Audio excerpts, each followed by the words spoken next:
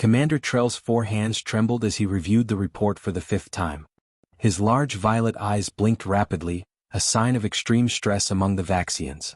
The bright display showed images of a blue-green planet that couldn't, support intelligent life. "This can't be right," he whispered to the empty room. "No species could evolve to sentience in such conditions. A death trap by any civilized standard. Gravity nearly twice what most council species considered comfortable. Temperatures that swung wildly between freezing and scorching. Oceans of corrosive liquid water covering most of the surface. And the radiation, constant, deadly radiation from their nearby star that bathed the planet daily. Yet somehow, impossibly, humans had not just survived but thrived." The door hissed open. Science Officer Mira entered, her translucent skin pulsing with nervous blue light. "The Council is waiting, Commander," she said softly. "They expect your recommendation on first contact protocols."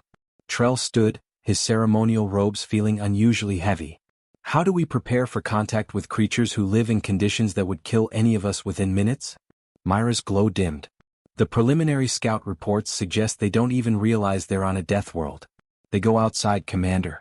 In the radiation. Without protection." A chill ran through Trell's body. The humans' ignorance of their own resilience made them even more terrifying. The Great Council chamber fell silent as Trell approached the speaking platform.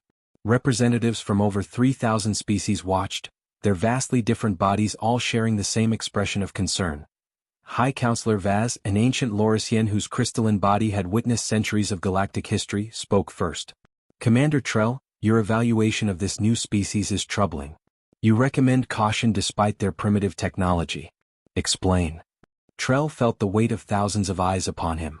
"Esteemed Council, the humans have achieved faster-than-light travel only recently, but their advancement rate is unprecedented. More concerning is their physical nature." He gestured and horrifying images appeared on the chamber's main display. Gasps echoed through the chamber.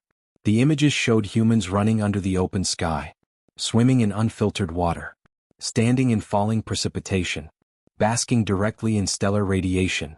"They call it sunbathing," Trell explained, his voice tight with disbelief. "They deliberately expose themselves to radiation for pleasure." The council erupted in shocked murmurs. "We must approach with extreme caution," Trell continued when quiet returned. "But also with respect. Any species that considers our idea of hell to be a comfortable home deserves our attention." Vaz's crystalline form shimmered with concern. "Who will make first contact?" "I volunteer," Trell said, surprising himself. Fear churned in his stomach but also a burning curiosity. "We will meet them at the edge of their system. And I request military escort." As he said the words, Trell felt a strange mix of dread and excitement. Humanity represented the unknown, something truly alien after centuries of finding life that followed familiar patterns. "Prepare your team, Commander," Vaz ordered. "The galaxy's future may depend on how we handle these Deathworlders." Trell bowed, his mind racing with both terror and wonder about the hardy creatures who called radiation sunshine, and thought nothing of it. #aliens had no words when a Deathworlder treated a Hypernova blast as a mild sunburn. #Part 2. The human ambassador Captain Jack Russell bounced lightly on his toes as the airlock cycled. Despite 20 years in space and countless missions, this moment made his heart race like a rookie's first launch. Humanity's first official contact with alien life. His palms sweated inside the formal white gloves of his dress uniform. "Nervous, Captain?" asked Dr. Bell, the xenobiologist standing beside him. Jack grinned. "Excited? Imagine what they'll look like." The airlock hissed and slowly opened. Jack's smile froze on his face. Nothing in his training had prepared him for the sight. The alien delegation was a collection of shapes and colors that seemed to defy biology. The lead figure had 4 arms, violet skin, and eyes that took up nearly half its face. Behind it stood creatures that resembled everything from walking crystals to floating jellyfish-like beings. Every single one of them was wearing what looked like full hazmat suits. "Welcome to humanity's greeting station," Jack said, recovering quickly. "I'm Captain Jack Russell, Earth's appointed ambassador." The 4-armed alien stepped forward cautiously. Its voice came through a translator, high-pitched and musical. "I am Commander Trell of the Galactic Council. We..." The alien stopped mid-sentence, staring at Jack with those enormous eyes. "You aren't wearing protective gear." Jack glanced down at his dress uniform. "Should I be? Our station is secure. No leaks." Trell's translator couldn't fully capture the emotion in his reply, but Jack sensed something like horror. The radiation. Your artificial lights emit radiation. A moment of confusion passed before Jack understood. He laughed. Standard lighting? That's completely safe. We use it everywhere. The alien delegation visibly recoiled at his laughter. One of the jellyfish-like beings actually retreated back toward the airlock. Perhaps, Jack said carefully, we should discuss our biological differences. 3 hours later, Jack sat across from Commander Trell in what had been designated the safe room, a chamber modified to meet alien environmental standards. The lights were dimmed to almost darkness, the temperature lowered and radiation shielding installed at the alien's request. Jack struggled not to shiver in the cold. The meeting was going poorly. Let me understand, Trell said, his voice strained with what sounded like disbelief. Your people voluntarily expose themselves to your star's radiation. For pleasure. We call it sunbathing, Jack explained. It's healthy in moderation. Helps our bodies produce vitamin D. The science officer, a translucent being named Mira, made a sound like glass. Breaking. You evolved to require radiation exposure? Her skin pulsed with bright blue light, which Jack had learned indicated extreme emotional distress. Earth has always had radiation, Jack said simply. We adapted. Trell and Mira exchanged looks that needed no translation. What's most puzzling, Jack continued, genuinely curious, is how you evolved without radiation tolerance. Space is full of it. Our homeworlds are not like Earth, Trell explained. Most council species evolved on planets with thick atmospheres, strong magnetic fields, or distant from their stars. We call worlds like Earth, Deathworlds. Jack felt a chill that had nothing to do with the room's temperature. And how many Deathworlders have you met before? None, Trell admitted. You are the first species from such a hostile environment to achieve space travel. Jack leaned forward, suddenly understanding the fear he sensed from the aliens. You're afraid of us. Trell's 4 hands made a complex gesture. Your people survive conditions that would kill any of us within minutes. You consider lethal radiation a source of pleasure. Your muscles developed against gravity that would crush most council species. Yes, Captain Russell. We approach with caution. The revelation hung between them, heavy and uncomfortable. These aliens saw humans as creatures forged in hell. Jack smiled, trying to look less threatening. We're just people, Commander. We want the same things you do. Peace, knowledge, friendship.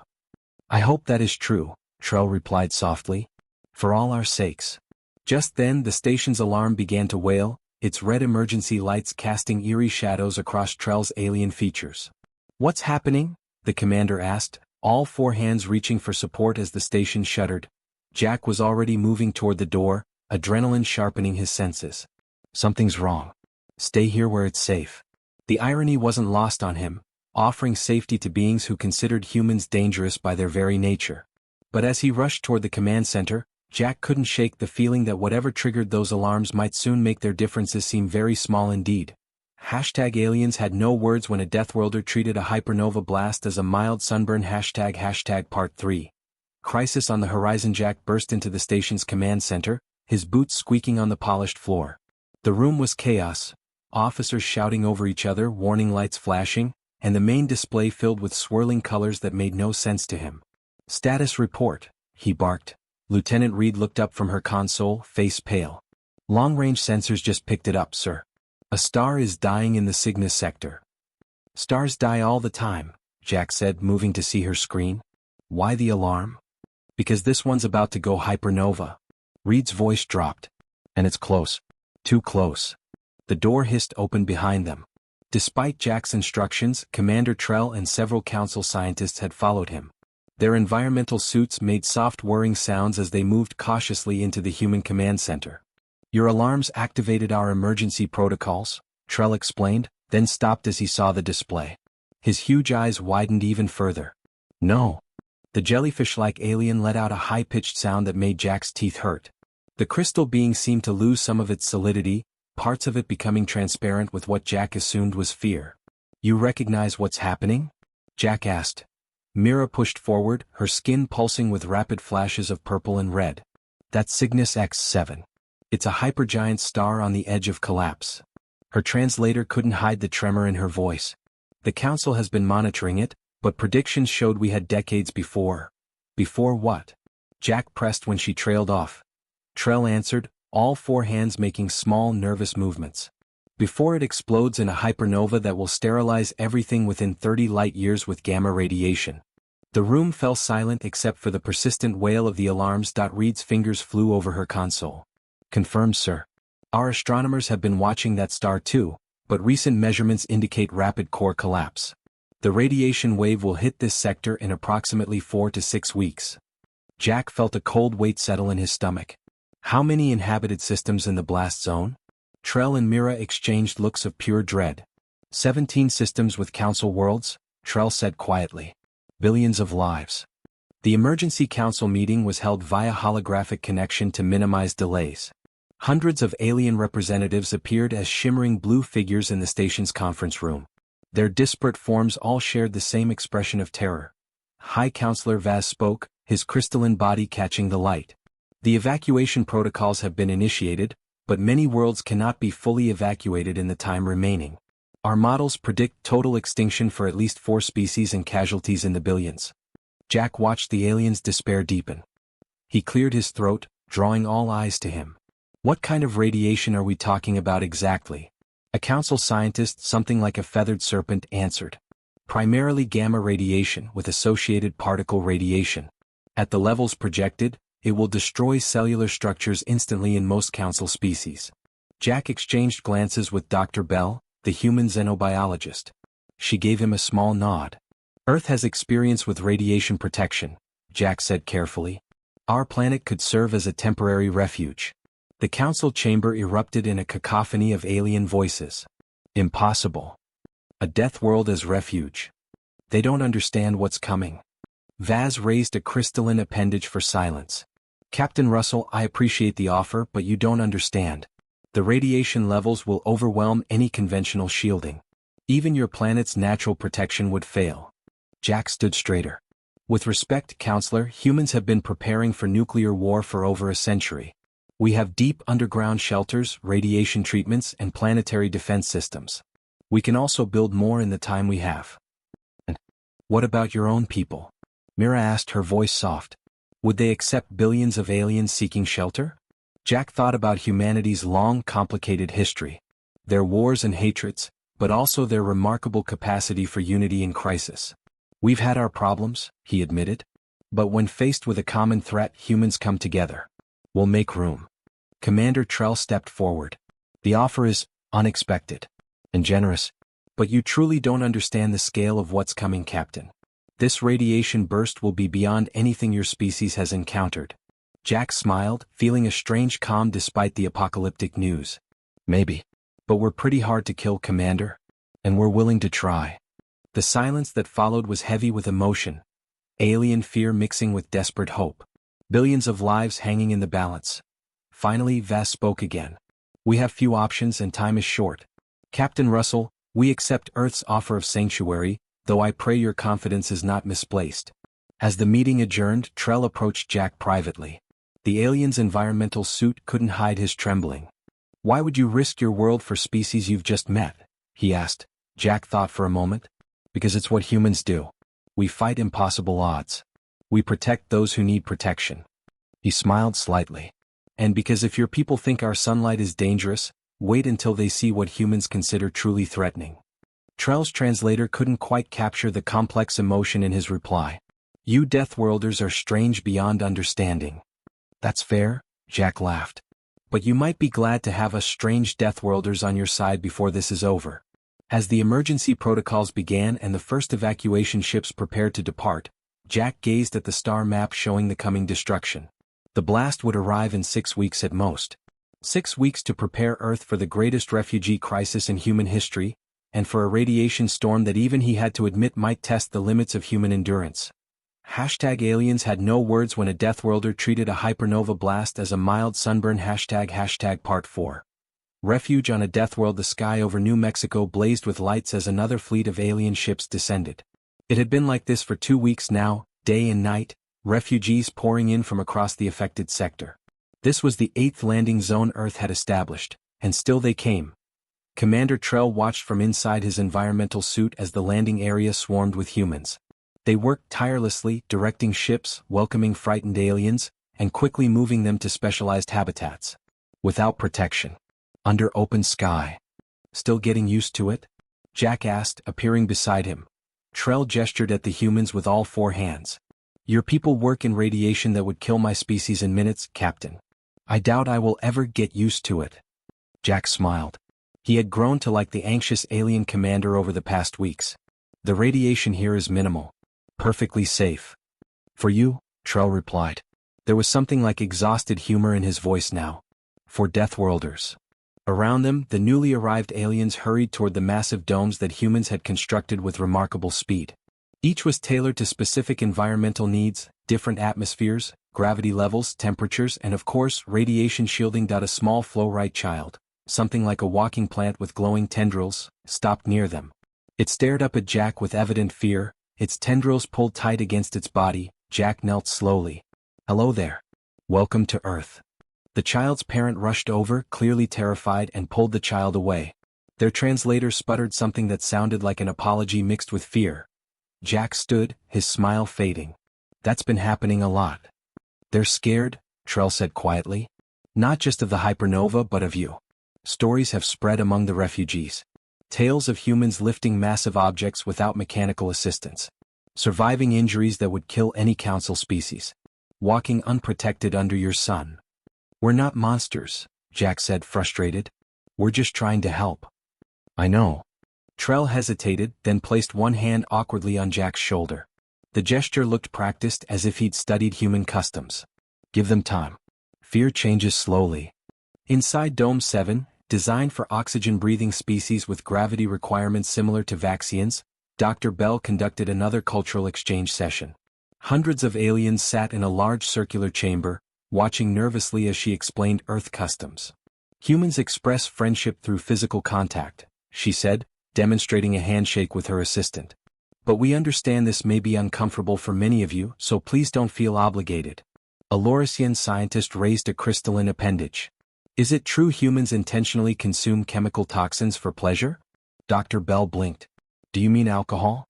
Yes, many humans drink fermented beverages in social settings. A wave of horrified murmurs swept the room. And you expose yourself to pain deliberately?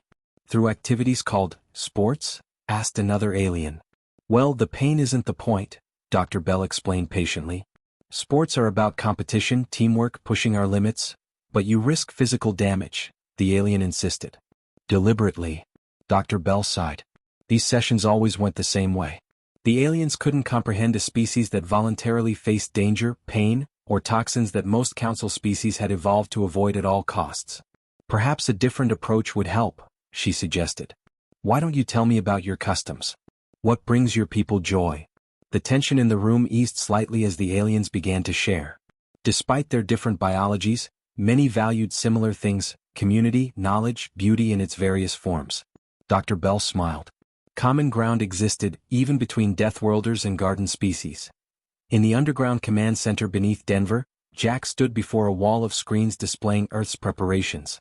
Construction teams were working around the clock, building more habitats, reinforcing existing structures, and deploying the components of Project Umbrella, humanity's last line of defense against the coming radiation storm.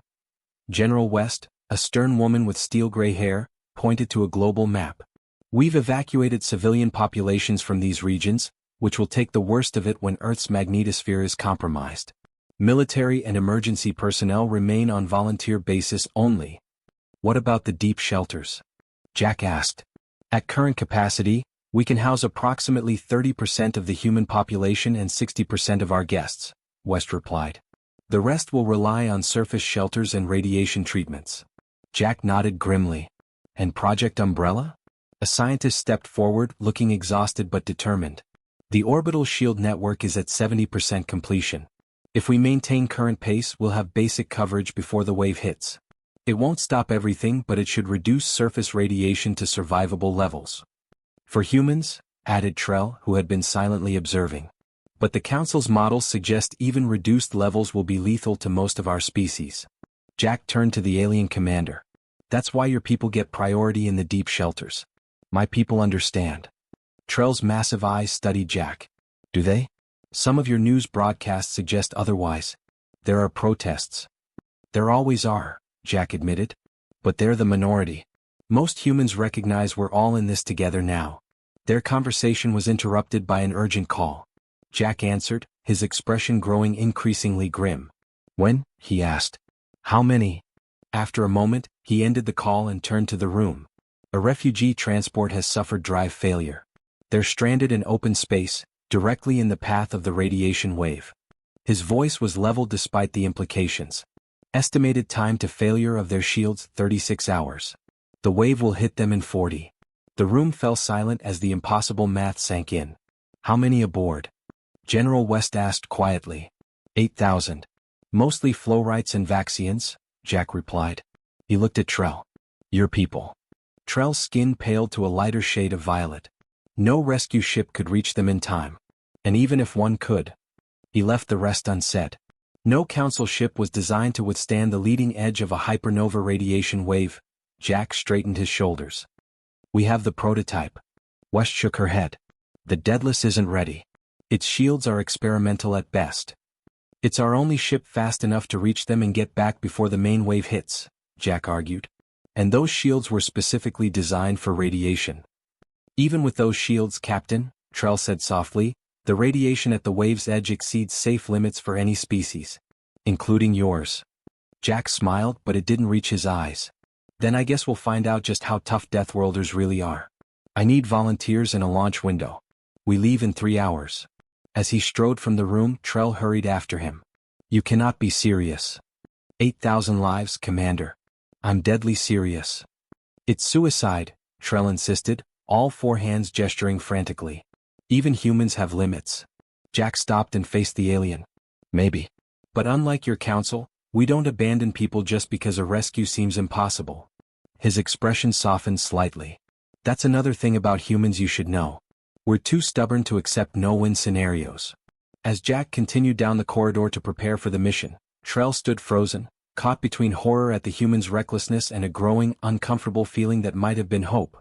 #aliens had no words when a Deathworlder treated a hypernova blast as a mild sunburn ## part 5. The blast wave approaches the Deadless hung in Earth orbit, its experimental hull gleaming in the sunlight. Unlike the sleek council ships, this human vessel was bulky and utilitarian, built for function rather than beauty. Its most prominent feature was the oversized shield generator array that covered nearly half its surface. Inside, Jack strapped himself into the captain's chair. Around him, 5 human volunteers checked their stations. They were the best Earth had to offer, expert pilots, engineers and medical staff, all with military training for high radiation environments. Even by human standards, they were exceptional, and they had been joined by 3 aliens. Final systems check, Jack ordered, eyeing the unexpected additions to his crew. Mira, the Vaxian science officer, was sealed in an enhanced environment suit, her translucent skin pulsing with nervous yellow light. Beside her sat Crix, a Lorisian engineer whose crystalline body contained specialized knowledge of the stranded ship's systems. The third alien, a Flowrite medical specialist named Thorn, resembled a humanoid plant inside a bulky protective suit. Why are you here? Jack had asked when they volunteered. The radiation will be far beyond your tolerance. The refugees are our people, Mira had replied simply. We cannot ask you to risk everything while we hide safely below. Now, as launch preparations continued, Jack noticed their fear. Their suits had been reinforced, but everyone knew they provided insufficient protection against what lay ahead. Engines at full capacity, reported Lieutenant Reed from the pilot station. Course plotted. Time to intercept, 14 hours, 30 minutes. That doesn't leave much margin for error, Jack noted grimly. No, sir, Reed agreed. The radiation wave will reach the stranded ship in 16 hours. We'll have less than 2 hours for the rescue operation before the leading edge hits us. Jack activated the ship-wide comm. All hands, this is Captain Russell. You all volunteered knowing the odds. This is your last chance to back out, no questions asked. Silence answered him. All right then. Jack took a deep breath. Launch in 5, 4, 3, the Deadless shot forward, leaving Earth and its desperate preparations behind. Commander Trell stood in Earth's mission control, watching the Deadless's trajectory on the main screen. Around him, humans worked frantically, their faces tense but determined. They won't make it.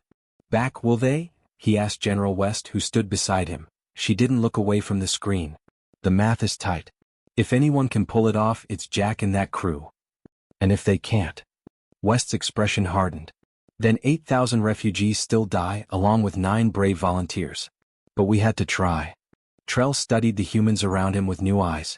He had always seen their physical resilience as terrifying, but now he was beginning to understand something else about them, a sort of mental resilience that was equally alien to Council species. My people would never attempt this, he admitted quietly. The risk calculation would forbid it. West finally looked at him. That's the difference between Garden Worlders and Deathworlders, Commander. When you evolve on a planet that's constantly trying to kill you, you learn to fight back against impossible odds. On another screen, scientists monitored the approaching Hypernova wave. The simulations showed a wall of death spreading outward from the collapsed star, sterilizing everything in its path. Project Umbrella status. West called out. 83% deployed, General, came the reply. Working around the clock, but we're cutting it close. Trell felt his 4 hands trembling. Despite the humans' confidence, he couldn't shake the certainty that they were all going to die. The radiation levels predicted were beyond anything in recorded Council history. What will you do? He asked. If your shields fail? West gave him a strange look, almost pitying. We'll do what humans always do, Commander. We'll survive. 14 hours later, the Deadless approached the stranded refugee ship. The massive vessel drifted helplessly, its engines dark. Through the viewports, Jack could see the distant flash of the Hypernova, deceptively beautiful from this distance. Radiation levels? He asked. Dr. Patel, the medical officer, checked her instruments. Rising rapidly, sir. Already beyond Council safety limits, but still within human tolerance. Jack noticed the alien crew members shifting uncomfortably in their suits. We're receiving their distress beacon, Reed reported. 8,217 souls aboard. Life support stable but shields failing. Take us in, Jack ordered. Prepare for emergency docking. As they approached, the ship's sensors detected something else. The faint but unmistakable radiation spike that marked the leading edge of the blast wave. Sir, Reed's voice was tight. The wave is accelerating. New estimate puts it at our position in 70 minutes, not the 120 we planned for. Jack felt the weight of over 8,000 lives pressing down on him. Then we work faster. Begin docking procedures. The Deadless shuddered as it connected with the massive refugee ship. Immediately, engineering teams began working to establish a secure transfer corridor. Ship-to-ship comms established, reported the communications officer. They're panicking, sir. Their sensors have picked up the wave's acceleration too. Patch me through, Jack ordered. The screen flickered, showing the refugee ship's bridge. A Vaxian captain stared back, his violet skin pale with fear. This is Captain Russell of the Earth ship Deadless. We're here to evacuate your people to our vessel. Begin moving the most vulnerable immediately. The Vaxian's huge eyes blinked rapidly. Your ship cannot hold us all. It can and it will, Jack said firmly. We've reconfigured our cargo bays. It'll be tight, but everyone will fit. Now move. As the evacuation began, Jack turned to Mira. Go with Dr. Patel. Your people will trust you more than us. She hesitated. Captain, our sensors indicate radiation levels are already. I know what they indicate. Jack cut her off. We still have time. Go. For the next hour they worked relentlessly. The refugee ship's passengers streamed through the connection tunnels, Vaxians, Flowrites, and dozens of other species, all wide-eyed with terror. Small children were carried, the elderly assisted by stronger adults. Through it all, Jack's crew coordinated with mechanical precision, directing the flow to designated areas of the Deadless. 6,000 transferred. 7,000. Radiation spike, called the science officer suddenly. The wave's front edge is hitting us now. Jack felt his stomach drop. Time to complete evacuation? 15 minutes minimum, sir. And our shields. The engineer's face was grim. Degrading faster than expected. We have 20 minutes at most before failure. Jack made a quick decision. Continue evacuation. Maximum speed. As the minutes ticked by, the ship's systems began to show the strain. Warning lights flashed across control panels. The radiation levels climbed steadily. 8,000 transferred, Reed reported. Just 200 more. That's when the first shield emitter failed. Alarms blared throughout the ship. On the engineering deck, the main power conduit ruptured, sending a shower of sparks across the evacuating refugees. Secondary systems engaged, But the damage was done. A breach had opened in their defenses. "Radiation leak in sections 3 through 7, shouted the engineer. "Levels rising rapidly." Jack turned to the alien crew members. "Get to the inner core. Now." Crix moved to obey, but Mira stood firm. "The last refugees are in those sections."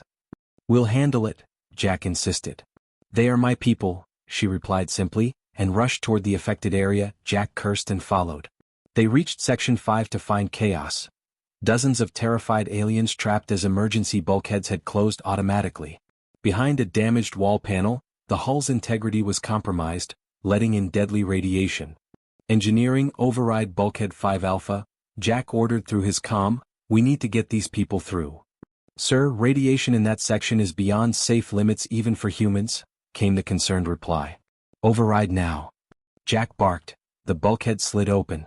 Jack and Mira began hurrying the refugees through. "What about the leak?" Mira asked, her environment suit sensors flashing critical warnings. Jack assessed the damaged panel. "Someone needs to secure it manually until everyone's through." Their eyes met, understanding passing between them. "I'll do it," Jack said, moving toward the panel. Mira caught his arm, her grip surprisingly strong. "You need to pilot the ship." "I will stay." "The radiation will kill you instantly if that suit fails," Jack argued. Mira's skin pulsed with a calm blue light. "Then it will be a good death." Before Jack could stop her, she moved to the panel and began the emergency repair procedure. Jack hesitated, torn between duty to his ship and leaving the alien to certain death. "Go," Mira ordered. "My suit will hold long enough." With a final nod, Jack helped the last refugees through and sealed the bulkhead behind them. He raced back to the bridge as the final evacuees were secured. "All refugees aboard," Reed confirmed. "Detach from the target ship and prepare for maximum acceleration." "Where's Mira?" Crix asked, his crystalline form vibrating with concern. Jack avoided his gaze. "Completing a critical repair. She'll join us shortly." It was a lie, and they both knew it. The Deadless disengaged from the refugee ship and its engines flared to life, pushing against the approaching wave of destruction. But as they accelerated, the radiation levels continued to climb. The Hypernova's energy was catching them, seeping through their weakened shields. "Shield stability at 27%, reported the engineer. "Hull radiation levels rising in all sections." On the view screen, Earth appeared as a distant blue dot. "Still so far away." "We're not going to outrun it, are we?" asked Dr. Patel quietly. Jack set his jaw. "Reroute all non-essential power to engines and shields. We're going to ride this wave all the way home." As the Deadless raced against the expanding wall of radiation, the ship's sensors recorded levels that should have been instantly fatal to all organic life. Yet somehow the human crew remained functional, though they began to show signs of radiation sickness, nausea, skin reddening, weakness. The alien crew members collapsed first, their protective suits insufficient against the onslaught. The human medical team moved them to the most shielded section of the ship, but there was little they could do except administer emergency radiation treatments designed for human physiology. Hour after grueling hour, they pushed onward. The ship groaned under the strain, systems failing one by one. Jack remained at his post even as blood began to seep from his nose, his skin burning with what felt like the worst sunburn of his life. "Earth Defense Control, this is Deadless," he rasped into the comm. "We have 8,000 plus refugees aboard. Request emergency landing protocols. Our shields are failing." The reply came back broken and static-filled. "Copy Deadless. Project Umbrella deployed to create a corridor for your approach. Medical teams standing by." Jack looked at his crew, their reddened skin, their determined eyes. None had abandoned their posts despite the clear symptoms of acute radiation poisoning. "We're almost home," he told them, tasting blood as he spoke. "Just a little longer." The blue planet grew larger in their view screen, a beacon of hope in the radiation storm. Behind them, the full force of the Hypernova wave expanded relentlessly, carrying enough energy to end all life on any world it touched. But first, it would have to get through the Deathworlders who had dared to challenge it. #aliens had no words when a Deathworlder treated a Hypernova blast as a mild sunburn. #Part 6. Into the Firejack's vision blurred as he stared at the navigation console. Red warning lights flashed across every monitor in the bridge, but they seemed distant and unimportant now. His skin felt like it was cooking from the inside out. The metallic taste of blood filled his mouth. "Captain?" Lieutenant Reed's voice sounded far away. "Course correction needed?" Earth approach vector, unstable. Jack blinked hard, forcing himself to focus. The radiation sickness was affecting them all now. He looked around the bridge. His human crew were still at their stations, though all showed signs of severe radiation exposure, blistered skin, bloodshot eyes, nosebleeds. They moved with deliberate concentration, fighting through the pain and disorientation. Adjust course, he managed, his voice a rasp. Maintain shield configuration beta. The alien crew members had been moved to the ship's core, the most protected area. All three were unconscious, their bodies shutting down despite their protective suits. Dr. Patel had done what she could, but alien physiologies were failing rapidly under radiation levels that even humans found unbearable. "Sir," the communications officer called out weakly. "Message from Earth Defense Control." The screen flickered to life, showing Commander Trell's worried face. His huge violet eyes widened at the sight of the bridge crew. "Captain Russell. Your condition, status report," Jack cut him off, not wanting to waste their limited communication window. "Project Umbrella. Is it ready?" Trell seemed shaken by Jack's appearance but recovered quickly. 97% deployed. "The Council has provided additional technology to strengthen it, but..." He hesitated.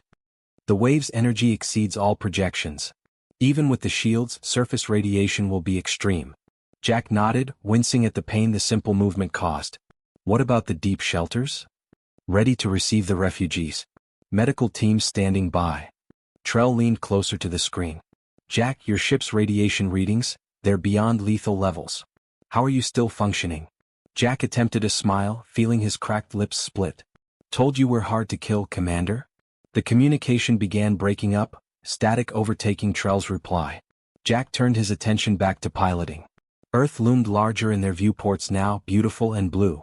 Behind them, the full force of the hypernova wave was gaining, radiation readings climbing ever higher as the deadly energy closed in. "Shield status?" Jack asked. The engineering officer wiped blood from his eyes before answering. 17%, sir. Failing faster now. Estimate complete collapse in 22 minutes. Time to Earth orbit. 26 minutes at current speed. Jack felt a chill despite his burning skin. "Reroute life. Support power to shields and engines." "Sir, that will reduce oxygen levels to minimum sustainable." "Do it," Jack ordered. "We need those 4 minutes." As the oxygen thinned, breathing became more difficult, adding to their struggle. Jack fought against the growing darkness at the edges of his vision. He would not fail now. Not with over 8,000 lives depending on them. "Picking up Earth defense vessels," Reed reported. "They're moving to escort us through the umbrella shield corridor." Small ships appeared around them, guiding their approach. On the comm, broken transmissions conveyed instructions for their final approach. The crew worked mechanically now, their movements sluggish but determined as they guided the radiation-battered ship toward safety. "Sir," the science officer called suddenly. "I'm detecting. Something's wrong with the ship's core. Radiation has penetrated deeper than we thought." Jack felt a surge of alarm. "The refugees? Safe in the designated areas. But..." The officer looked up, her face pale beneath the radiation burns. "The alien crew. Their containment area is compromised." Without hesitation, Jack rose from his chair. The movement sent waves of dizziness through him, but he steadied himself against the console. "Maintain course. I'll check it myself." "Captain, you can't leave the bridge now," Dr. Patel protested. "Your condition is no worse than anyone else's," Jack finished for her. "Keep us on course for Earth. That's an order." The corridors of the ship seemed to sway around him as Jack made his way to the core. Emergency lighting cast everything in an eerie red glow. The radiation alarms had long since been silenced. There was no point when every section of the ship exceeded danger levels that he reached the secure room where the alien crew had been placed. The door's radiation seal had failed, its edges warped from the intense energy battering the ship. Jack overrode the lock and stepped inside. The 3 aliens lay on medical beds, surrounded by equipment that had been adapted as best as possible for their foreign physiologies. Crix's crystalline body had developed deep fractures. Thorn's plant-like form had withered dramatically. And in the corner, Jack was shocked to see Mira, her environment suit badly damaged, her translucent skin now cloudy and dim. "Mira?" He moved to her side. "How did you... Maintenance... shafts," she whispered, her translator barely functioning. "After repairs, came here?" Her voice faded. Jack checked the medical readouts. All three aliens were dying, their bodies unable to cope with radiation that was testing even human limits. He grabbed an emergency medical kit and began administering the treatments Dr. Patel had prepared, knowing they were likely insufficient. "Stay with me," he urged as he worked. "We're almost home. Almost safe." Myra's eyes opened slightly. "Your skin, burning?" Jack glanced at his arms. The radiation burns had spread, his skin reddening and beginning to blister. It was painful but manageable. "It's nothing," he assured her. "Just a bad sunburn. I've had worse at the beach." She stared at him in obvious disbelief even through her pain. "Impossible. These levels?" The ship jolted violently, throwing Jack against the wall. The intercom crackled to life. "Captain, to the bridge." Reed's voice was urgent. "Shield failure imminent. We need you here now." Jack secured the alien's medical equipment and turned to leave. Myra's weak voice stopped him. "How do you bear it?" she asked. "The pain?" Jack thought for a moment. "When something matters enough, you just do. That's being human." He made his way back to the bridge, each step a battle against his failing body. The ship shuddered continuously now, shields flickering as the last emitters struggled against the radiation onslaught. As he reclaimed the captain's chair, the view screen showed Earth surrounded by a shimmering network of energy, Project Umbrella fully deployed, creating a protective bubble around the planet. Tiny gaps appeared in the network, carefully controlled corridors for authorized ships. "Final approach," Reed announced, her voice hoarse. "Umbrella control is guiding us in." "Shield status?" Jack asked. 9%. "Failing, now." As she spoke, the last shield emitters overloaded. Warning klaxons blared throughout the ship as unfiltered radiation from the Hypernova wave flooded every compartment. The emergency lighting flickered and died, leaving only the glow of essential controls. "Maintain course," Jack ordered, feeling a strange calm despite the burning agony that now consumed his body. "Almost there." The ship lurched into one of the umbrella corridors. Outside their viewports, they could see the energy of the Hypernova wave washing against the planetary shields, a terrifying aurora of deadly light.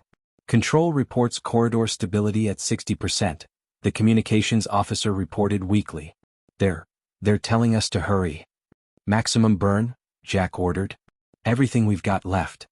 The engines screamed in protest as they pushed the radiation-damaged ship forward. Systems failed in cascades across all decks. On the bridge, crew members began to collapse at their stations as radiation levels soared beyond what even human bodies could withstand. Jack felt blood running freely from his nose and ears now. His vision narrowed to a tunnel focused solely on the approaching Earth. So close. So very close. "Emergency landing protocols," he managed to say. "Autopilot, engage." Reed slumped forward across her console but managed to input the final commands. The ship's AI took over, guiding their descent through Earth's atmosphere as the human crew succumbed one by one to radiation exposure. Jack's last conscious thought was wondering if any of them would live to see the ground. Then darkness claimed him, even as the Daedalus plunged toward Earth, carrying its precious cargo of refugees and the unmoving bodies of the humans who had dared to challenge a hypernova. #aliens had no words when a Deathworlder treated a hypernova blast as a mild sunburn. #Part 7. Impact Commander Trell stood in the Denver Medical Facility, watching through a transparent barrier as human doctors worked on the Daedalus crew. 3 days had passed since their miraculous return. 3 days since the hypernova's main energy wave had slammed into Earth's hastily constructed defenses. The planet still stood. Billions still lived. But nothing would ever be the same. "How are they?" he asked Dr. Bell, who had just exited the sealed treatment area. She looked exhausted, dark circles under her eyes from days without proper rest. "Stable, finally. All 9 of them." Trell's 4 hands made a gesture of disbelief. "That's impossible. The radiation levels on that ship were beyond lethal. Beyond fatal. Nothing should have survived." Dr. Bell managed a tired smile. "And yet here we are." Inside the treatment room, Jack and his crew lay in specialized beds, their bodies covered in burns and connected to various medical devices. They looked terrible, skin blistered and peeling, hair fallen out in patches, visible damage to exposed tissue. But they were alive. Breathing. Healing. "How?" Trell whispered. "How is this possible?" Dr. Bell led him to a small conference room where screens displayed medical data. "Humans evolved on a planet with constant low-level radiation exposure. Our bodies developed mechanisms to repair radiation damage that most council species never needed. She pointed to cellular images. Our DNA can self-repair to a degree. Our immune systems can clear damaged cells. And we can regenerate tissues affected by radiation when the exposure isn't immediately fatal. But the levels they experienced were at the absolute threshold of what humans can survive, she admitted. Any higher and yes, they would have died. Captain Russell and his crew will face long-term health effects. But they'll recover enough to live relatively normal lives. Trell stared at the data in stunned silence. And our crew members? Dr. Bell's expression grew somber. Crix and Thorn will survive, though they required extensive intervention with adapted human treatments and council medical technology. Mira? She hesitated. Her prognosis is uncertain. Her exposure was the most severe. A chime sounded from Dr. Bell's communicator. She checked it and turned to Trell. They're ready for us at the briefing. The first post-impact assessment. The command center beneath Denver had transformed into the planet's nerve center. Representatives from Earth governments and council species crowded the room, all focused on the main display showing the global situation. General West stood at the front, her uniform crisp despite the exhaustion evident on her face. Project Umbrella performed at 83% effectiveness, she reported. The magnetosphere was compromised as expected, but the shield network prevented total collapse. Images appeared on screen, the auroras that now covered the entire planet, burning with unnatural colors as the hypernova's energy continued to wash over Earth. Surface radiation levels remain elevated, particularly at the poles where our shielding was weakest, West continued. Approximately 68% of the surface is currently unsafe for unprotected council species. For humans, roughly 30% requires radiation gear, while the remainder is elevated but tolerable. A council scientist, one of the few brave enough to remain on the surface rather than retreat to the deep shelters, raised a tentacle-like appendage. What about long-term effects? Our models suggest the radiation will persist for at least 6 standard months. That matches our projections, West confirmed. We're maintaining the underground shelters for all council refugees until radiation decreases to their safety thresholds. Trell studied the damage reports with growing amazement. The hypernova had hit with full force, energy that should have sterilized the planet. Yet here they were, discussing recovery rather than extinction. What about casualties? Someone asked. West's expression tightened. We lost approximately 22,000 humans who remained in the highest exposure zones, mostly emergency workers and military personnel who stayed behind to maintain critical systems. A respectful silence fell over the room. The sacrifice was enormous by any standard, yet far less than what could have been. And the other affected systems? Trell asked. A council representative activated a galactic map. 4 worlds completely sterilized. 2 with possible microorganism survival in deep oceans. The rest experienced varying levels of surface damage. The alien's voice became solemn. Total death toll would have been in the billions if not for the evacuation. And the evacuation would have been impossible without Earth offering sanctuary, Trell realized. Without humans willing to risk everything for species they had just met. Later, Trell found himself walking alongside Dr. Bell through one of the surface shelters. They both wore protective gear, though Bell had assured him his suit was more precaution than necessity in this moderate zone. Through the shelter's viewports, he could see the changed world outside. The sky glowed with strange light, radiation creating atmospheric effects that turned day into an alien twilight. In the distance, the umbrella shield generators continued their work, massive towers projecting energy fields that merged with Earth's damaged magnetosphere. Most humans are staying underground for now, Dr. Bell explained. But some essential personnel rotate to the surface on limited shifts. Their radiation exposure is monitored carefully, she assured him, and kept within recoverable limits. They passed a room where a team of humans was preparing to go outside. They wore simple radiation suits, far less protective than the complex environmental gear Trell required. The humans joked with each other as they checked their equipment, seemingly unconcerned about the deadly radiation waiting beyond the walls. How can they be so casual? Trell asked. About risking their lives? Dr. Bell watched the team with something like pride. It's not that we don't fear death, Commander. It's that we've always lived with its possibility. Earth shaped us that way. They continued to the medical wing where the deadless crew had been relocated. Jack was awake now, sitting up in his bed despite his obvious weakness. His skin was still red and blistered, peeling in large patches, but his eyes were alert. Commander, he greeted Trell. Come to check on the radiation victims? Survivors, Trell corrected him. Impossible survivors. Jack chuckled, then winced at the pain it caused. Barely. The doctors say I look worse than I am. Like a really bad sunburn, they keep telling me. A sunburn. Trell's translator couldn't convey his disbelief. Captain, you absorbed radiation that would have killed any council species instantly. That should have killed you. Not the first time I've been sunburned, Jack replied with a weak smile. Though I admit this one's a record. Before Trell could respond, a medical team rushed past them, hurrying toward the alien treatment ward. Dr. Bell quickly conferred with a colleague, then turned to Trell, her expression brightening. It's Mira, she said. She's conscious. Asking for you both. Mira looked fragile in the specialized medical pod. Her normally translucent skin had turned cloudy, with dark patches showing where radiation had caused the most severe damage. But her eyes were open, watching them as they entered. Captain, she whispered through her translator. Commander. You look terrible. Jack laughed despite himself. Speak for yourself. Trell moved closer to her pod, all four hands pressed against the clear surface. You should not be alive, he said softly. None of you should be. Human treatments, Mira explained weakly. They adapted their cellular regeneration techniques for our biology. Dr. Bell nodded.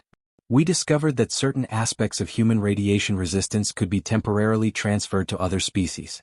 Not a permanent solution, but enough to save lives in crisis. The others? Mira asked. All council refugees survived in the deep shelters, Trell assured her. The stranded ship's passengers are all alive, thanks to you and the human crew. Myra's cloudy skin pulsed faintly with blue light, a sign of relief. Worth it, then. Jack, leaning heavily on a support stand, moved to her bedside. You shouldn't have risked yourself for that repair. Would have, she replied simply. Jack couldn't argue with that. Instead he asked, have you seen outside yet? What the Hypernova did to Earth? Mira shook her head slightly. It's something else, Jack said. The sky's on fire with radiation. Most beautiful apocalypse you could imagine. Trell was shocked by the description. Beautiful? Captain, your world is bathed in deadly radiation. Jack shrugged, wincing at the movement. We'll adapt. Humans are good at that. And in the meantime we've got one hell of a light show. Dr. Bell's communicator chimed again. She checked it and looked up with surprise. The Council Supreme Delegate has arrived. They're requesting both of you at the briefing room as soon as possible. Jack raised an eyebrow. Both of us? I can barely walk. Apparently it's urgent, Dr. Bell said. Something about reclassification. Jack was wheeled into the briefing room in a medical chair, his radiation burns visible despite the fresh bandages. Trell walked beside him, still wearing his protective suit though the room had been certified safe for his species. The Supreme Delegate of the Galactic Council stood at the center of the room, a tall, ethereal being composed of shifting light patterns within a containment field. Around them stood other high-ranking council members and human officials. Captain Russell. Commander Trell. The delegate's voice seemed to come from everywhere at once. We have reviewed the data from the Hypernova event. Jack nodded respectfully. The damage assessment is still ongoing, but not the planetary damage, the delegate interrupted. The biological data. Your crew's survival. The room fell silent as the delegate approached Jack's chair. In 3,000 years of council records, there is no precedent for any species surviving direct exposure to hypernova radiation at the levels recorded on your ship. One of the council scientists stepped forward, activating a holographic display. Captain, your cellular structure is extraordinary. Your DNA repair mechanisms exceeded all theoretical limits. Your immune response to radiation damage is unlike anything in our medical knowledge. What the good doctor is trying to say, the delegate continued, is that we were wrong about humans. Jack glanced at Trell, confused. Wrong how? Your classification, Trell explained, understanding dawning. The council classified Earth as a death world and humans as Deathworlders. But that's not accurate, is it? The delegate's light patterns shifted in what might have been the equivalent of a nod. Earth is not simply a death world. It is a crucible world, a rare planetary classification where extreme conditions forge species with extraordinary survival capabilities. The holographic display showed a new galactic map, with Earth highlighted in a unique color. Only 3 other crucible worlds have been identified in Council history, the scientist added. None have produced spacefaring civilizations before now. Jack absorbed this information slowly. What does this mean exactly? It means, the delegate said, that the Council formally recognizes humanity's unique status and capabilities. It means that thousands of years of biological precedent have been rewritten by your species' resilience. The delegate's form brightened. And it means that when the refugees return to their homeworlds, those that can be reoccupied, they will carry with them the story of how humans faced a hypernova and considered it a sunburn. Around the room, Council members and humans alike broke into spontaneous applause. Jack sat in his medical chair, his burned skin still painful with every movement, and realized that in saving others, humanity had found its place in the galaxy. Outside, the sky continued to burn with radiation, beautiful and deadly, just like the death world that had shaped humanity into something the stars had never seen before. #aliens had no words when a Deathworlder treated a hypernova blast as a mild sunburn. ## Part 8. Aftermath and analysis. 2 months after the hypernova, Jack stood at the viewport of the orbital research station, watching Earth below. The planet looked different now. Its atmosphere still glowed with unusual colors from the lingering radiation, aurora-like patterns swirling across both hemispheres. The network of umbrella shield generators created visible hexagonal patterns across the surface where their protective fields maintained the weakened magnetosphere. His reflection in the glass showed a man changed by radiation. His hair had begun growing back in patches, still thin but returning. The worst of his burns had healed, leaving pink, sensitive skin that doctors said would eventually return to normal. Some scars would remain permanently, badges of honor, as his crew had taken to calling them. Quite a view, isn't it? Dr. Sato said, joining him at the window. The Council's leading xenobiologist had been studying the deadless crew since their return. Never thought I'd see Earth looking like that, Jack admitted. Like something from an alien world.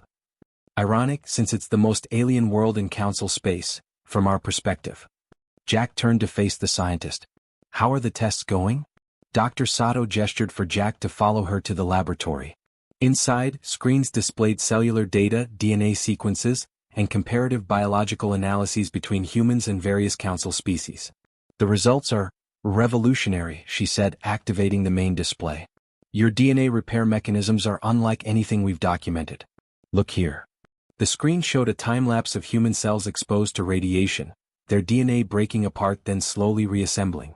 Most species cells simply die when radiation damages their genetic material this severely, Dr. Sato explained.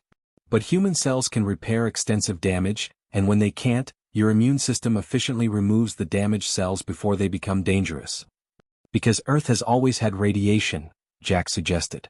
From the sun, from soil, from space. Exactly. Your species evolved on a planet that bombarded you with low levels of radiation constantly. You adapted. Another scientist entered, a Lorisian whose crystalline body had been modified with special protective coatings to work safely in the human facility. The psychological analysis is equally fascinating, the Lorisian said. Captain Russell, your crew made conscious decisions to expose yourselves to lethal radiation to save others. This capacity for self-sacrifice exists in other species, but the willingness to endure such extreme suffering, Jack shrugged. That's not unique to humans. Perhaps not the concept, Dr. Sato agreed. But the implementation? You remained functional despite radiation sickness that would have immediately incapacitated any Council species. Your crew continued performing complex tasks while experiencing what must have been excruciating pain. The screens shifted to show brain scans. Your species can compartmentalize pain and continue functioning through conditions that would trigger immediate neurological shutdown in others. It's an evolutionary adaptation to your harsh environment. Just stubborn, I guess, Jack said with a small smile. Stubborn enough to survive what should have been unsurvivable, the Lorisian noted. The Council's biological classification system has been entirely restructured because of you. Jack looked uncomfortable with the attention. How's Mira doing? And the others?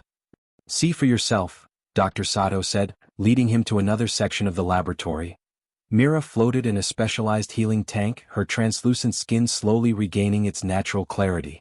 When she saw Jack, she pressed a hand against the glass. Her translator activated. Captain, you look better. So do you, he replied honestly. The dark patches on her skin had faded significantly. The treatments are working, she confirmed. Your doctors have been creative. Adapting human cellular regeneration techniques for vaccine biology was considered impossible before this. Dr. Sato nodded. We've discovered that certain aspects of human radiation resistance can be temporarily transferred to other species through targeted genetic therapy and immune system modulation. Jack raised an eyebrow.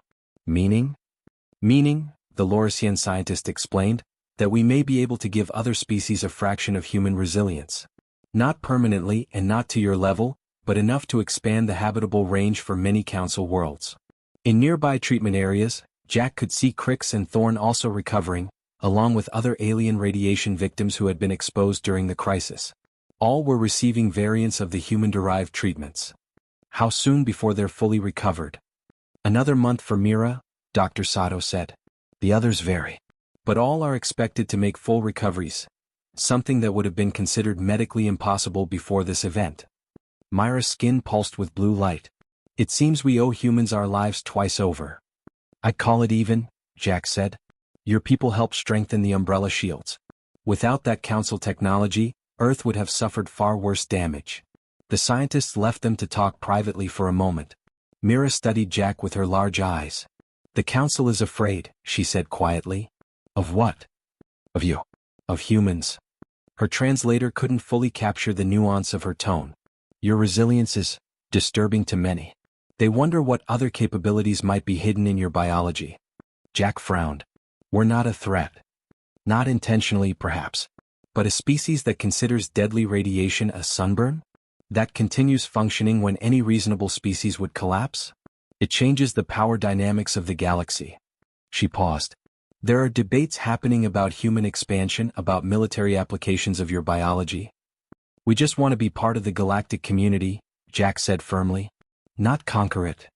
I know, Mira replied. Which is why I and others who were saved by humans are arguing strongly for full integration.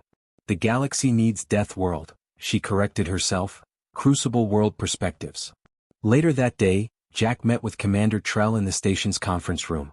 The Vaxian no longer wore a full environmental suit, though he still used breathing assistance and radiation protection. The council vote is scheduled for next week, Trell informed him. On Earth's petition for full membership. Jack leaned back carefully, his healing skin still sensitive. And the outlook? Mixed. Your heroics save billions, but fear is a powerful motivator. Trell's four hands made a complex gesture of uncertainty. Many council species are uncomfortable with the idea of working alongside beings who can withstand conditions that would kill them instantly. We're not invulnerable, Jack pointed out. Just adapted to different threats. True. And that's the argument your supporters are making. That human perspectives would be valuable precisely because they're different. Trell activated a holographic display showing a galaxy map with various highlighted regions. These are the areas the Council previously considered too dangerous for expansion, high radiation zones, systems with unstable stars, planets with hostile environments. Deathworlds, Jack said. Yes. But now, with human involvement, many could potentially be colonized or at least explored. Trell studied Jack with his huge violet eyes. Your species has open possibilities the Council never considered viable. Jack gazed at the map thoughtfully. And some Council members see that as threatening their established power. Precisely. Trell hesitated, then added, there's something else. The medical research based on your biology. The treatments developed for radiation exposure. What about them? They're being requested by worlds far beyond the Hypernova's reach. Planets dealing with their own radiation issues, species facing environmental challenges. Trell leaned forward. Captain, whether the Council formally approves it or not, humanity has already changed galactic civilization. Your biology, your science, your perspective on adversity. It's spreading. Jack absorbed this information slowly. All because we didn't die when we were supposed to. All because you treated a hypernova blast as a mild sunburn, Trell corrected him. The story has spread to every Council world. You've become a symbol, Captain. Before Jack could respond, an alert sounded. Dr. Sato rushed into the room, her expression excited. We've had a breakthrough, she announced. The comparative analysis of human damage repair mechanisms against radiation-resistant extremophiles from Council worlds. The results are, well, you need to see this. The main laboratory had filled with scientists from both Earth and the Council. All attention was focused on the central display showing cellular structures in various stages of repair. What we're seeing is unprecedented, explained the lead researcher, a human geneticist named Dr. Park. Human cellular repair mechanisms don't just fix radiation damage, they actually become more efficient with repeated exposure, up to a point. Murmurs spread through the alien scientists. You mean their cells learn from radiation damage? Asked a council biologist. In a manner of speaking, yes. Dr. Park highlighted a particular sequence. This adaptive response exists in no other known species. It appears to be an evolutionary development unique to Earth's particular combination of environmental factors. Jack looked at Trell. What does this mean in practical terms? Dr. Sato answered, It means, Captain, that human colonies established in high radiation environments would likely become more radiation resistant over time, not less. Your species could potentially adapt to conditions that would remain lethal to council species indefinitely. The implications hung in the air. Human expansion into regions previously considered uninhabitable. Potential colonies in systems no other species could safely occupy. A fundamental shift in the galactic balance. There's more, Dr. Park continued. We've identified key genetic factors that enable this adaptation.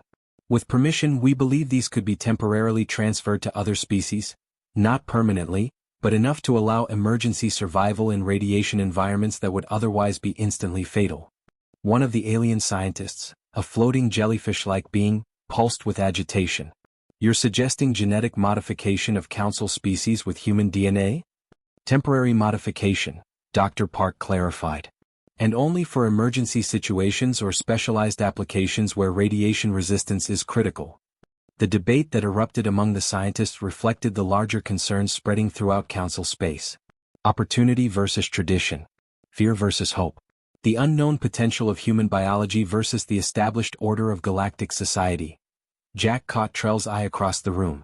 The Vaxian commander made a small gesture with his 4 hands. Something like resignation mixed with wonder. In just 2 months, humanity had gone from being newly discovered Deathworlders to a species that might reshape the future of galactic civilization. All because they had evolved on a planet that most species considered hell, and developed bodies that could withstand what the universe threw at them. As the scientists continued their heated discussion, Jack stepped back to the viewport. Earth continued its rotation below, still glowing with radiation that would kill most alien visitors instantly. To his human eyes, it had never looked more beautiful, or more formidable. A crucible world. A planet that had forged humanity into something the galaxy had never seen before. And now, a beacon for a new kind of future among the stars. #aliens had no words when a Deathworlder treated a Hypernova blast as a mild sunburn. Part 9. A new galactic order. 6 months after the Hypernova, the sky above Earth had finally begun to clear. The unnatural auroras had faded, though they still appeared at night, painting the darkness with reminders of what had happened. Project Umbrella had been scaled back, its massive generators now serving mainly to strengthen Earth's damaged magnetosphere while it gradually healed. Jack stood on the roof of the new galactic embassy in Geneva, breathing the fresh air without protection for the first time since his return. His skin had healed well, though patches remained slightly discolored, a permanent reminder of his journey into the fire. Most of his hair had grown back, peppered with premature gray. Enjoying the view, Counselor Russell? Commander Trell asked, joining him at the railing. Jack smiled at the use of his new title. Still getting used to it? And to seeing you without your full environmental suit. Trell wore only minimal protection now, a small breathing apparatus and lightweight radiation shield. The advancements in cross-species medical technology have been substantial. Below them, the embassy complex bustled with activity. Aliens from dozens of council worlds moved freely among humans, engaged in everything from scientific collaboration to cultural exchange. The landscape of Earth politics and society had transformed as rapidly as the planet's atmosphere. The first refugee transport leaves tomorrow, Jack noted. Heading back to Vaxis Prime. Trell nodded, his large violet eyes reflecting mixed emotions. My homeworld's radiation levels have finally decreased to safe parameters. Though, safe, means something different now than it did before the Hypernova. Your people have adapted well, Jack observed. Both physically and mentally. We had little choice, Trell said. But yes, the temporary genetic treatments derived from human biology have allowed us to tolerate radiation levels we once thought instantly fatal. He made a gesture with his 4 hands that Jack had learned meant respect. Though still nothing compared to what humans consider a mild sunburn. Jack laughed. That phrase is never going to die, is it? It has become something of a galactic legend, Trell admitted. Along with you and your crew. A chime sounded from Jack's communication device. The council session is starting soon. We should head down. The Grand Council Chamber of Earth's Galactic Embassy was an architectural marvel, designed to accommodate representatives from all council species. Environmental bubbles provided specialized atmospheres for those who needed them. Gravity plates allowed comfort for beings from worlds both heavier and lighter than Earth. And most importantly, graduated radiation shielding created safe zones for species with different tolerances. Jack took his place at the human delegation's table. As Earth's first galactic counselor, he represented not just his planet but humanity as a whole. Still uncomfortable with political proceedings, he'd accepted the position only after the unanimous vote of Earth's nations, and the personal request of Mira and Trell. The Supreme Delegate called the session to order, their light-form body pulsing with formal patterns. This council convenes to address the final phase of the Hypernova recovery effort and to establish new protocols for cross-species cooperation in crisis response. Around the chamber, representatives from worlds affected by the disaster listened attentively. 6 months of recovery had brought remarkable progress, though some worlds remained uninhabitable and would for decades to come. Before we begin formal proceedings, the delegate continued, we recognize Counselor Russell for a special announcement regarding the human initiative for displaced populations. Jack stood, feeling the eyes of hundreds of alien representatives upon him. Public speaking had never been his strength, but his experiences had changed him in many ways. Thank you, Supreme Delegate. Earth's nations have unanimously approved the Crucible Initiative. He activated the chamber's holographic display, showing a map of human-controlled space. We are opening 7 Earth-type worlds within our territory as permanent refugee colonies for species whose homeworlds remain uninhabitable. Murmurs spread through the chamber. These planets have been terraformed with specialized environmental domes to meet the needs of various council species, Jack continued. Each world will be co-governed by human administrators and representatives from the refugee populations, with a path to full autonomy once established. The Supreme Delegate's light patterns shifted in what Jack had come to recognize as surprise. This is unprecedented generosity, Counselor. It's what anyone would do, Jack replied simply, though he knew that wasn't true. Many council species remained baffled by human willingness to share resources with strangers. Additionally, Earth is establishing the Radiation Adaptation Medical Center as a permanent institution. All council species will have access to human-derived treatments that increase radiation resistance. As Jack outlined the details, he noticed Mira watching from her position in the Vaxian delegation. Her skin glowed with a warm blue that he now knew indicated approval and pride. She had recovered fully from her radiation exposure, though like Jack, she bore subtle marks of her ordeal that would never completely fade. After the formal session concluded, Jack found himself in a private meeting room with representatives from the military and scientific branches of the council. General West was there, representing Earth's defense forces, alongside Dr. Bell and several key alien officials. The Joint Patrol Initiative has been remarkably successful, reported the Lorisian Defense Coordinator. Mixed crews containing at least one human member have extended our reach into previously inaccessible regions. Holographic maps showed patrol routes through high-radiation sectors of space that had once been considered no-go zones for Council ships. The presence of human crew members acts as both biological shield and emergency response, continued the coordinator. Their natural radiation resistance allows operations in environments that would require excessive shielding for our species alone. Jack had mixed feelings about this development. On one hand, it represented true cooperation across species barriers. On the other, it emphasized the growing perception of humans as the galaxy's radiation-resistant protectors, a role that came with both privileges and burdens. What about the independent expeditions? General West asked. The survey teams exploring former death worlds? Dr. Bell brought up new data. 17 previously classified death worlds have been surveyed in the past 3 months. Human team members make these explorations possible, while Council scientists provide expertise on exobiology and potential colonization parameters. The Fluorite ambassador, a plant-like being who had replaced Thorn as their representative, added, these collaborative efforts have identified 3 worlds suitable for Fluorite colonization, despite radiation levels that would have previously led us to ignore them entirely. Jack noted how the dynamics of the meeting reflected the new reality. Humans were no longer viewed with fear and suspicion, but rather as essential partners in expansion and exploration. Their unique biology had become not just a curiosity but a catalyst for change throughout Council space. That evening, a ceremony was held to commemorate the first returning refugee ships. In a large park that had been adapted for multiple species, delegations from Earth and the Council gathered to watch as the vessels prepared for departure.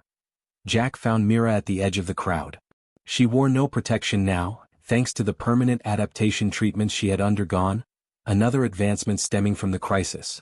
"Heading home at last," he said, nodding toward the ships. "Home has changed," she replied. "As have we all." Above them, the sky still bore traces of the hypernova's effects, subtle colors that appeared as darkness fell, a permanent aurora that scientists said might last for years. "Will you visit Vaxis Prime?" Mira asked. "Once it's fully re-established?" Jack nodded. "I've been invited to the restoration ceremony. Though I'm told I'll need to wear special gear to avoid contaminating your clean environments with my dirty human biology." Myra's skin flickered with what Jack now recognized as amusement. "How quickly we've changed from fearing your radiation resistance to depending on it." She paused, her large eyes studying the gathering. 6 months ago, most of these species had never heard of humans. Now they structure their future around your capabilities. "For better or worse," Jack agreed. The ceremony began with a speech from the Supreme Delegate, extolling the unprecedented cooperation that had saved billions of lives. As Jack listened, he reflected on how completely the galaxy had transformed since that first meeting with Trell's delegation. "We dedicate this monument," announced the delegate, unveiling a simple but powerful sculpture at the center of the park. It depicted a human hand and various alien appendages joined together, lifting a spherical shape that represented the affected worlds. Inscribed at its base in multiple languages were words that made Jack shift uncomfortably. "To those who faced a hypernova and called it but a sunburn, we owe our future." After the ceremony, Jack found Trell speaking with a group of young humans who had volunteered for the Joint Exploration Program. "Recruiting for dangerous missions?" Jack asked with a smile. "Explaining realities," Trell corrected. "These young people wish to know what they might face in Council space." One of the volunteers, a woman barely out of her 20s, looked at Jack with undisguised admiration. "We were hoping to hear from Counselor Russell himself. Your experience with the Deadless Rescue inspired many of us to join the program." Jack felt the familiar discomfort with his celebrity status. "I just did what needed doing." "That," said Trell with unexpected insight, "is precisely what makes humans unique in the galaxy. What other species consider extraordinary courage, you consider simply necessary action." As the young volunteers continued their questions, Jack was struck by how naturally humans and aliens now interacted.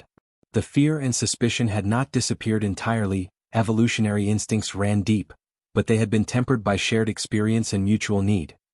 Later that night, Jack stood alone on a hillside outside Geneva, watching the departing refugee ships rise through the atmosphere.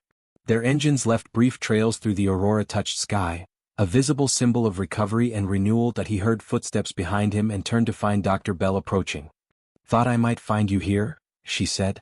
"Avoiding the politicians?" "Guilty as charged." Jack gestured to the sky where the ships were now just distant points of light. "Hard to believe it's been only 6 months. 6 months that changed human history forever," she noted, standing beside him. "The Council's latest projections show human expansion increasing tenfold in the next decade. Our biology makes us uniquely suited for worlds other species can't easily colonize." Jack watched the ships disappear completely, bound for home worlds that had nearly been lost forever. "You know what still amazes me? That first day, when Trell and his team were terrified of standard lighting because it emitted radiation." He shook his head with a smile. "And now they're using our DNA to help them tolerate real radiation." "Evolution is funny that way," Dr. Bell said. "What makes one species fragile makes another thrive." A communication alert sounded from Jack's device. He checked it with a sigh. "The Andirian delegation requesting an urgent meeting about radiation protection protocols for their mining operations," he explained. "Apparently being Earth's representative means never sleeping." "The price of being legendary," Dr. Bell teased. "The Deathworlder who survived the unsurvivable." Jack looked up once more at the night sky, where countless stars represented worlds that were now open to human exploration and partnership. The hypernova had been a catastrophe of galactic proportions, yet from its deadly radiation had emerged a new understanding between vastly different forms of life. "Not just survived," he corrected her quietly. "Thrived. That's the real story here." Not that humans endured radiation that should have killed us, but that we've all found a way to thrive together despite our differences. Above them, the aurora shimmered across the night sky, no longer a warning of deadly radiation, but a reminder of what had been overcome. A testament to the resilience of life, whether evolved on gentle garden worlds or forged in the crucible of Earth. Jack smiled as he turned back toward the lights of Geneva, where humans and aliens worked together to build something new. Besides, he added with the dry humor that had become his trademark, it really was just a sunburn. And as they stood there, side by side, he realized that this was his purpose. Not just to maintain the balance but to protect it, to fight for it, and to remind the universe that even in the face of darkness, there was always light. The story wasn't over. It never would be. But he was ready for whatever came next, because he was the bridge, and he would hold the line no matter what. As the stars twinkled above, he felt a sense of peace settle over him. The universe was vast and the challenges ahead would be great. But he was part of something bigger now, something eternal. And as long as he held on to his humanity, as long as he remembered who he was, he knew he could face anything. The end, for now.